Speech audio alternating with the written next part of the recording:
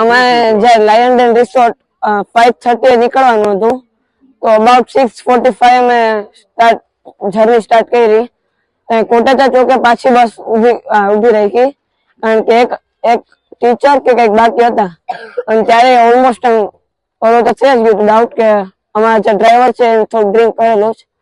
પછી જ્યારે ડેસ્ટિનેશન અમે પહોંચ્યા લાયન ડેન રિસોર્ટ ત્યારે ખબર પડી કે એ ડ્રિંક એન્ડ ડ્રાઈવ કરે છે અને જર્ની દરમિયાન એ પણ બધી જે 5 બસ હતી એ લોકોને એડ્રેસ જ નથી ખબર કે ક્યાં જવાનું છે. સેફ ડ્રાઇવિંગ હતું કે રફલી હતું કેવું?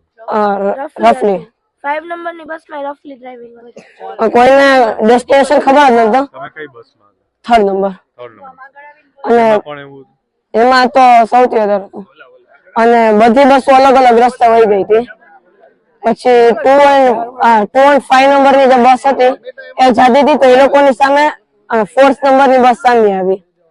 પછી રિટર્નમાં જ્યારે અમે જતા હતા રાજકોટ આવતા હતા તો અહીંયા અમારી બસનું ટાયર ફાટી ગયું હતું એટલે પછી પાછી બસમાં મર્જ કર્યા અને 4th નંબરની બસમાં નાખ્યા.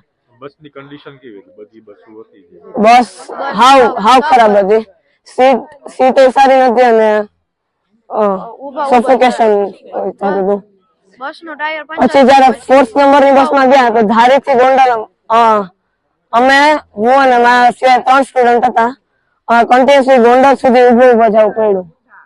અને જ્યારે અમારે 5 નંબરની બસમાં અમે લોકો આવતા હતા ત્યારે મર્જ થઈને ત્યારે જે 2nd નંબરની બસ હતી એના જે ડ્રાઈવર હતા એને સબસ્ટેશનને એકદમ આમ આટલી જ દૂરીથી ને એને બસ કાઢી હતી. સબસ્ટેશન હતું ને ત્યાંથી ઇલેક્ટ્રિકનું